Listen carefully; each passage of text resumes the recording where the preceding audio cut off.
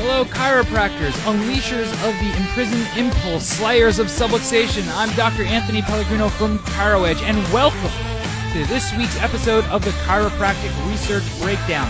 Now, I'm not going to lie to you, we're taking a little bit of a different approach this week because some of the articles that we're going to talk about really piss me off. We're going to talk about the difference between manipulation and adjustment and why you should care. I'm also going to give you guys a personal story about why I think research is important. Hang in till the end, stay part of this episode, because I think it's really important to both hear the good and the bad in terms of research, in terms of science, and know how to critically evaluate and think about research instead of just accepting what's put in front of us. Instead of just repeating and playing a game of telephone, we repeat the wrong information, repeat the wrong information, repeat the wrong information, repeat the wrong information, repeat the wrong information. Anyway, let's go ahead and jump right in. So for some of you guys who don't know, I actually practice. I have my own practice in New Jersey, in Monmouth County, New Jersey. If you guys know the show, The Jersey Shore, where I actually practice about 20 minutes from where that took place. 20 minutes north, totally different area. Don't judge me. Yes, some of the people I see are like that, but not the majority. What many people don't realize about this area right here is a lot of, more affluent areas of the country, which this happens to be. There's a good deal of skepticism, a more, aware consumer. I don't know, maybe that's just me saying that. You might know a better term for it. But I definitely recognize a lot of skepticism from people in my practice. I'm part of an organization called Ampton. Before opening up my practice, I've screened, done health talks, done lots of stuff all over the country, and doing the exact same things in my area. It just doesn't necessarily have the same results. And it's not an excuse or anything like that. I'm not trying to. That's not what the point of this is. The point is that that's part of the reason why I'm so passionate about research. Oftentimes, I'll have somebody who philosophically, I just know that they're going to do better. We're just going to remove the interference and their body is going to heal and improve and function. And just telling them that, right, explaining how the nervous system works just isn't enough. I get a lot of those research questions all the time. Well, do you have data to support this, blah, blah, blah. And sometimes I'll just tell people, shut up, it doesn't matter. Give it 2 months, right? Give it a little bit of time, see how your body does. It doesn't matter what research there or not. It just matters if you improve. And that's really what it comes down to. But oftentimes what I do find is that after somebody starts care, because let's be real, guys, I want to be 100% honest with you, research isn't going to convince somebody whether or not to start care in your office. Your confidence, your certainty is what's going to be convince somebody to start care in your office or come in the first place. But oftentimes what I'll have is somebody start care and just being like, I'm seeing such amazing changes in me. I want to be able to explain it to my friends, so I need to know more, which is fine. A good example is I have somebody who just started care last month, and this is just something, everybody has those stories that's been on their hearts. This guy is like ex-football player, military, FBI, like crazy. Let's just say he's beaten the crap out of himself for years. This guy's a dad, and he's had just immense, not necessarily headaches or migraines. I mean, those are sometimes, but the best way you can describe it is he feels like this whooshing, like almost like a fluid flow up in his brain that's just constantly, he just feels it up there. He's like a whoosh is how he describes it, that he just feels that all the time. I mean, I couldn't imagine living that way. And this guy's tried everything. And he's done other chiropractic care that was just like your kind of flying seven, acupuncture, everything like that. I mean, we all have these stories, so I'm not trying to, toot our own horn or anything like that, but the guy finally just said, hey, what is there to lose? A couple $100, a little bit of time, right? What if it does work? What do I have to gain? And that's what it comes down to. That's kind of the way that we talked to him about it. Your body's going to heal, and that's it. And he's seen such ridiculously amazing results. He's like, I need to understand what's actually happening in me. So immediately, when I hear about this whooshing thing, I think about the Damadian research, hemodynamics of the craniocervical junction, the upright MRI study. We've spoken about this before. We've broken this down before. So this, if you guys don't know all about that, please go look at the past stuff, or just search on the ChiroEdge blog. I think it should be for anything Raymond Damadian, looking at the upright MRI research that looks at past cervical whiplash, past cervical trauma relating to pathogenesis of MS because of increased fluid flow up in the brain. So I immediately started thinking about that. It's like 30 pages of research, and I was like, hey man, like I gave him the patient newsletters for this that we had, and he was like, this is awesome, I love this, I gotta know more. And I gave him the actual research, and he sat down, and he figured it out, and he read it. He was just came to me in tears, and he was like, I could have been a member of this study. This is me. And he's taken that, and he's taken our patient newsletters in the office, and he's given it to, distributed to his old football coaches. He's distributed to the different society for head and neck trauma that he's a part of, because he just knows that if these are the results that he's seen for him, there's just so much more out there.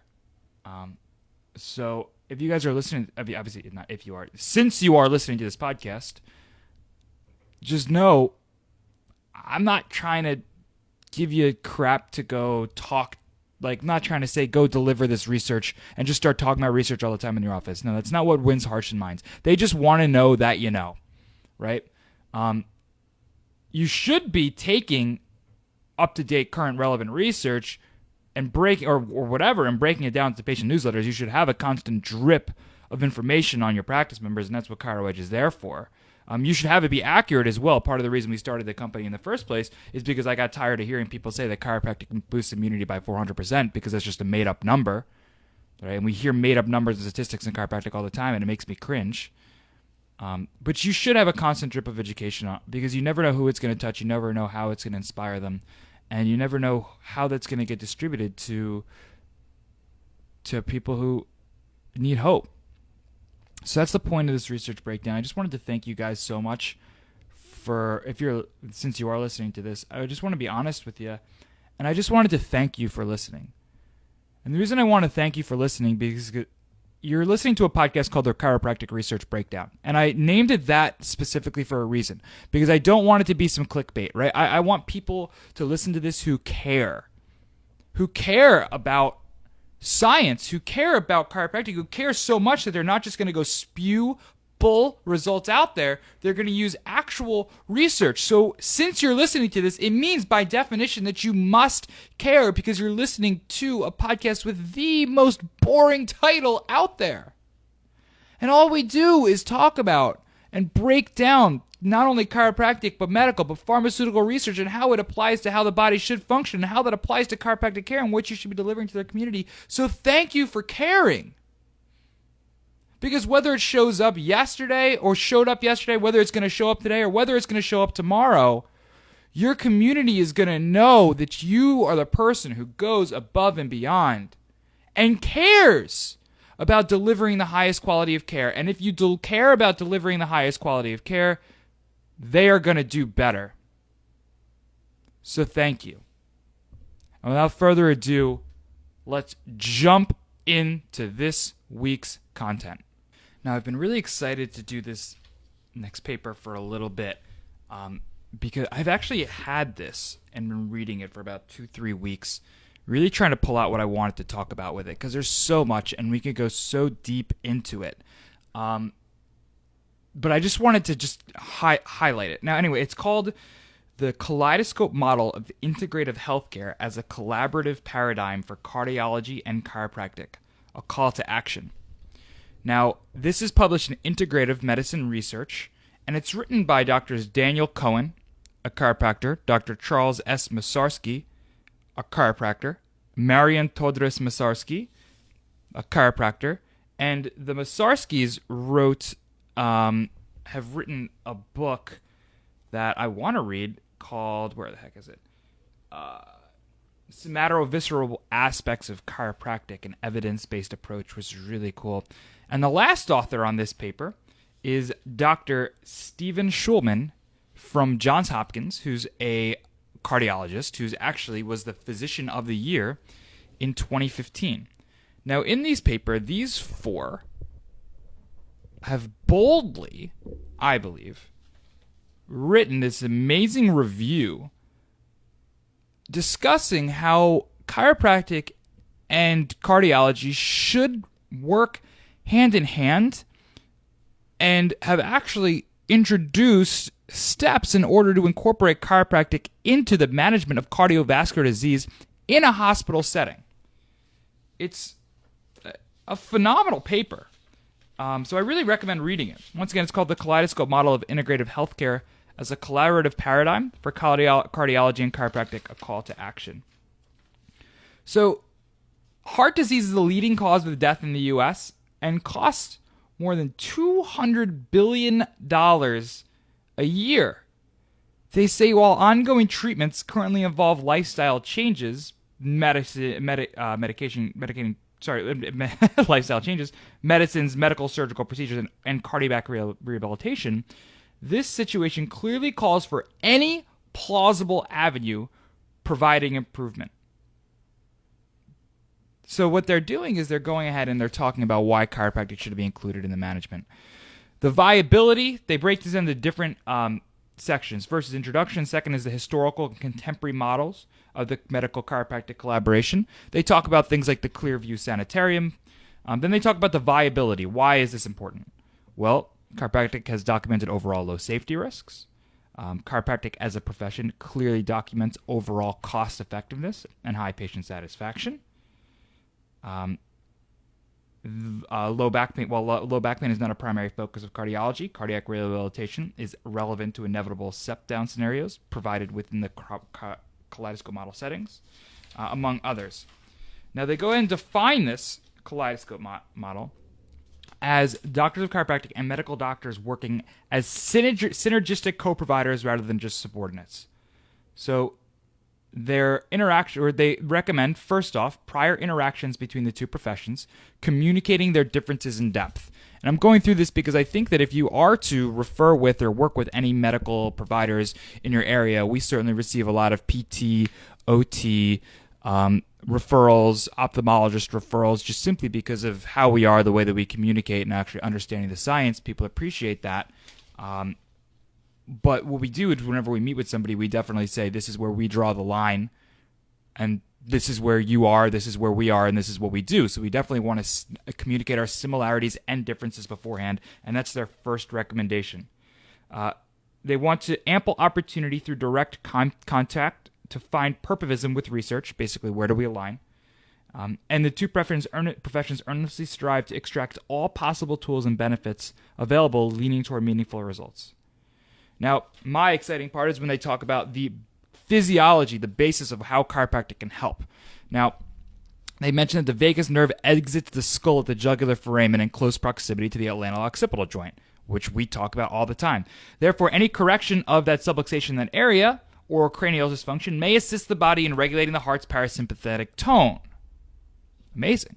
Parasympathetic tone. If you look at it, sympathetic tone is what increases heart rate. Parasympathetic tone is what decreases. So next is that there's preganglionic fibers that synapse at the superior cervical, middle cervical, and stellate ganglia. Therefore, correction of cervical and or thoracic subluxation can help regulate sympathetic heart and the great vessels, sympathetic tone of the heart and great vessels. Additionally, sympathetic innervations go to the smooth muscle within the tunica media, and therefore influence elastability and compliance of the arterial vessels. Greater compliance allows for greater increase or decrease of blood pressure when appropriate. They go into previous research. Now, they mentioned some case studies. We've talked about a lot of those, so I'm not going to go into it. But they measure a couple studies of people with they were all pilot studies, so people with hypertension. 6 chiropractic students with blood pressures of at least 140/90 received chiropractic adjustments for correction of dysfunctional occipitomastoid suture mechanics.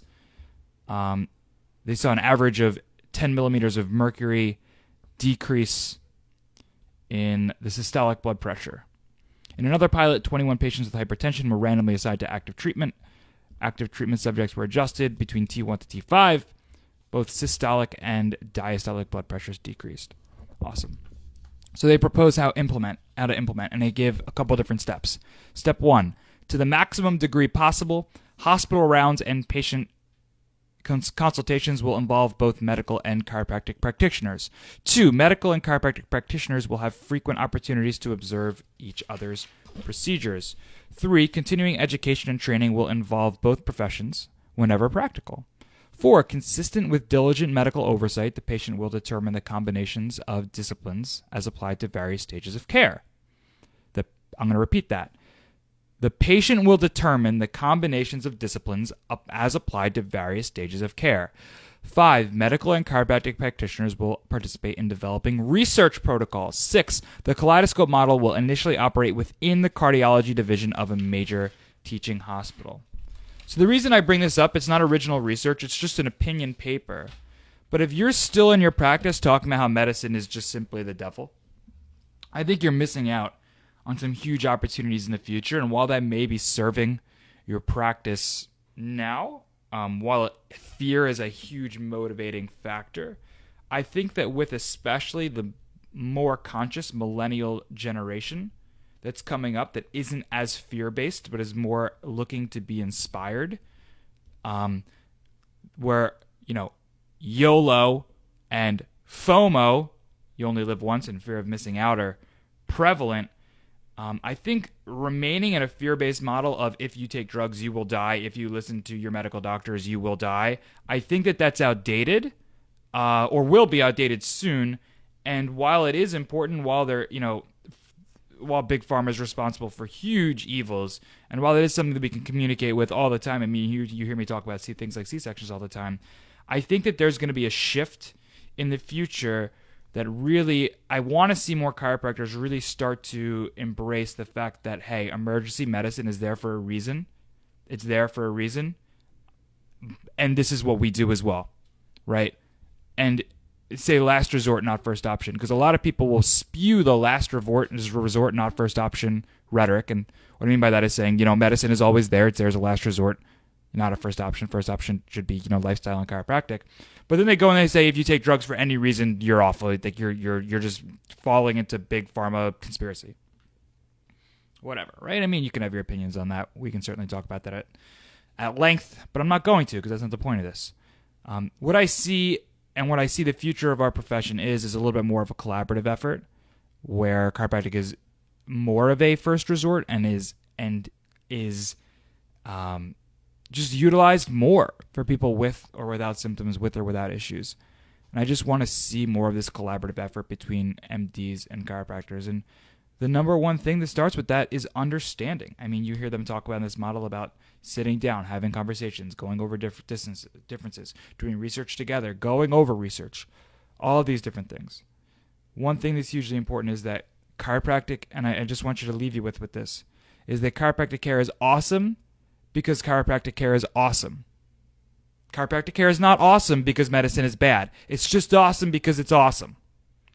And if your whole justification for why chiropractic is great is because medicine is awful and this is an alternative, I don't care how successful your practice is right now. I think that overall you're doing your community a disservice. And I'm going to leave you with that. Thank you. Okay, this next study we're going to look at is called Influence of Spinal Manipulation on Autonomic Modulation and Heart Rate in Patients with Rotator Cuff Tendinopathy. This is a paper that is actually written by physical therapists on spinal manipulation for joint dysfunction. And they're looking at how, believe it or not, spinal manipulation for joint dysfunction, right, not subluxation, may influence the autonomic nervous system. Who would have thought? There's a couple issues with this, though. We're going to go into it. All right. They looked at how spinal manipulation of the fourth and fifth thoracic vertebra can be used or has been used as a conservative treatment for shoulder pain, and it's helped with people with rotator cuff tendinopathy. The reason being is that the motion of the shoulder and the position of the thoracic spine are so intricately related that an issue with one is going to cause dysfunction of the other. So if there's a shoulder issue, it's going to cause back dysfunction, and if there's back dysfunction, it's going to cause a shoulder issue. And that's their theory here. They also look at how autonomic nervous system activity, which can be monitored via HRV, is altered in individuals who are experiencing pain, specifically the neck, the mid back, and the low back. And they wanted to see if there was altered function in individuals who have shoulder pain due to these rotator cuff tendinopathies. They took 90 people, they split them into 3 groups. One people had this spinal manipulation and they didn't have rotator cuff problems. One had rotator cuff problems and had spinal manipulation, and one had rotator cuff problems and they weren't manipulated at all. The funny thing here, and this is just crazy as a chiropractor, as somebody who's specific and scientific with all of my adjustments, all they did for every person is they just moved, just with a cross pisiform, diversified adjustment, if you know what that is, they just moved the 4th and 5th thoracic vertebra. There's no mention in their methods of any sort of analysis, feeling to see if it's even dysfunctional or if there's joint problems or anything. We're just going to press on it, right? Talk about non-specific techniques. I mean, it just breaks my heart to hear that this is what they're doing. Of course, all right, whatever. So just slamming on, not even, it's one thing to slam on the high spots. They're not even slamming on the high spots. They're just slamming. Crazy. So they did this. What they found was that for both the placebo group and for the spinal manipulation group, they saw improvements in parasympathetic activity, increase in parasympathetic activity, which is funny because you would think that thoracic spine is sympathetic, but they did see an increase in parasympathetic activity, even though it's the thoracic region, and their mind was boggled by this. Said it must be because of the shoulder pain that there's an increase of parasympathetic activity there. There's nothing really significant that they found other than the fact that the autonomic nervous system changed just simply by touching this area for somebody who's in pain. But for us, this is really important because we know that specific adjustments of the spine do influence autonomic nervous system activity. And while they didn't compare specific to manipulation, while they didn't compare adjustment to manipulation, we know that the adjustment improves this. They're showing that the manipulation, does, but it's not really statistically significant. So this really brings up a good point for us, because you will go out go on your Facebook and you'll hear jabroni chiropractors talk about how there's no difference between manipulation or adjustment. You'll hear some of the major researchers in chiropractic calling adjustment manipulation, saying, we just want to get it in the literature. But here's the thing, is it's not the same flippin' thing. It's not the same thing. Manipulations and adjustments are not the same thing. Clearly, as you can tell by the fact that they didn't see statistical significant change in autonomic nervous system activity with the spinal manipulation, because it's not the same thing, because there's zero analysis whatsoever. So when you hear a teacher, a professor, a researcher stand and look you straight in the face and say, hey, the reason we didn't use the word subluxation, the reason we didn't use the word adjustment is because science doesn't care and we just wanted to get in this journal, they're dumb. They're not dumb, they're really smart. They're probably smarter than me. But I just think that they're missing the whole flippin' point. Because we can go there and say, look at these amazing heart rate variability changes that happen with adjustments and call it spinal manipulation. And then all of a sudden the physical therapists are going to go, oh, well, we're doing a spinal manipulation too. Well, why didn't we get these results? And then they're going to try to disprove all of our research. It's absurd to me. It's absurd to me that we're still having this conversation. This is the reason that I use the word subluxation. This is the reason I use the word adjustment. This is the reason I don't use manipulation. This is the reason I don't use joint dysfunction. This paper right here. Yeah. Oh, I'm just kind of looking at it again. It's all talking about physical therapists. Would you like to know what school, what university this came from. National University of Health Sciences. I don't even think there's not even a DC on this paper. It's just physical therapists. Anyway. National. I'll go ahead and say it. You guys are stupid. Somebody get some sense over there! Alright, I'm done with this paper. We're going to move on. Alright, guys. The last article that I want to go over with you today is called Immediate Influence of Lumbar Spine Manipulation on Pain, Functional Reach, Static Balance, and Walking Gait Kinematics of Individuals with Acute Low Back Pain. Now, first off, I wanted to apologize if the audio on this portion is a little weird. I'm actually in my car. I got a couple minutes before a meeting, so it's hot as heck. The AC's on, and that might be any distortion in the background, so just bear with me on this. Anyway, this research was done at Texas Chiropractic College and is published in the Chiropractic Journal of Australia. So that should have given me indication as to how weird this article is and how much I wasn't going to like it, although it does have good things taken away. Anyway, the purpose was to assess the immediate impact of lumbar spine manipulation on pain, on functional reach, on static balance, and on walking gait kinematics on individuals with acute low back pain. Now, I thought that this was just Chiropractic Journal of Australia, and because that's pretty good a lot of the times with subluxation. I thought when they were just using spinal manipulation here and publishing spinal manipulation here that it's going to be one of those, hey, we're doing, joint manipulation, spinal manipulation because of joint dysfunction, and not like the last article that we spoke about, which was just a general manipulation with no analysis whatsoever. But oh, how quickly I was let down.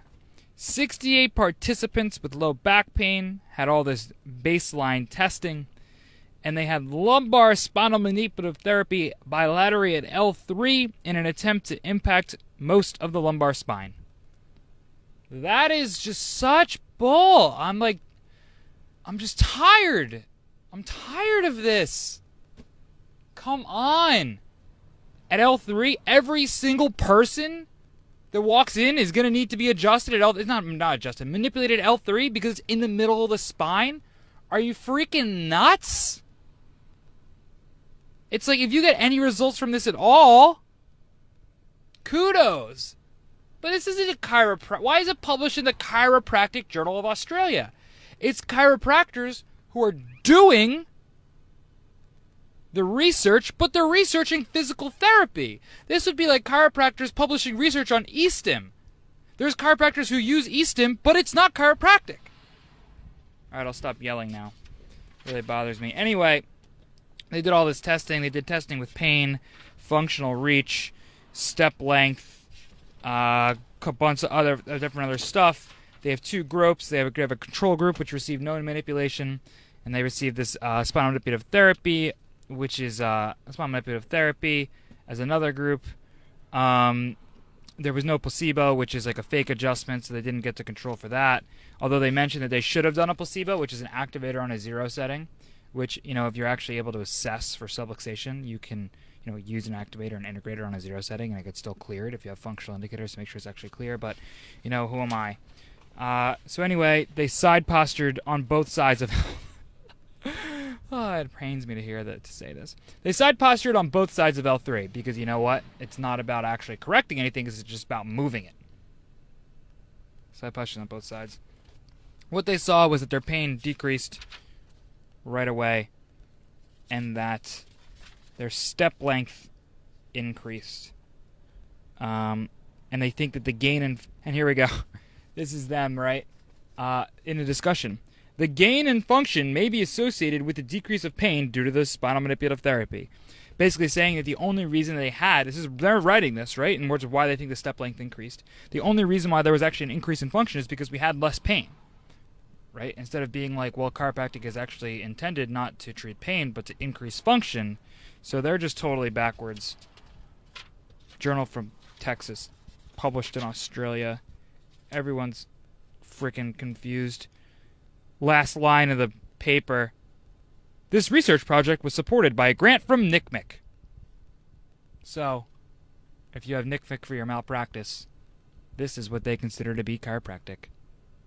I can't really go too much into this because I did a lot of yelling on this episode of the podcast. Anyway, chiropractic is not about manipulating a joint for no reason. It is about analyzing, delivering pinpoint-specific adjustments to correct vertebral subluxation, which is misalignments of the spine that cause interference and disruption in the nervous system. There's no reason that's the exact reason that their step length improved, but none of the other variables that they were looking at improved, which is stride length, standing on one leg, ankle function, knee function, everything. So, that's it for me. This episode, we can make this into like semi-chiropractic. I don't know. That's it for me this episode, guys. As always, you can get chiropractic information boiled down, put in your inbox every week at ChiroEdgeMedia.com. I apologize for the uninspiring message today. Although some of the research we used was absolutely amazing, the thing is we have to call a spade, and we have to call bull out when it's wrong. Part of the reasons that this podcast exists at all, part of the reason that ChiroEdge exists at all, is because we got tired of people making claims that don't actually matter or don't actually exist, right? Like making claims about science that doesn't actually exist. So it's equally responsible for us to call out and give you good science as to tell you when it's bad. Because when we go out there and we start talking about studies like this, when we have people talk about studies like this, we need to demand from our experts, we need to demand from our researchers, putting our actual money, the money for chiropractors, towards chiropractic. So if you support any of these organizations that support this, rethink it. I promise next week we're going to be a little more inspiring and give you some more positive information. Anyway, Dr. Anthony Pellegrino from ChiroEdge. I'm signing off. Catch you all next week.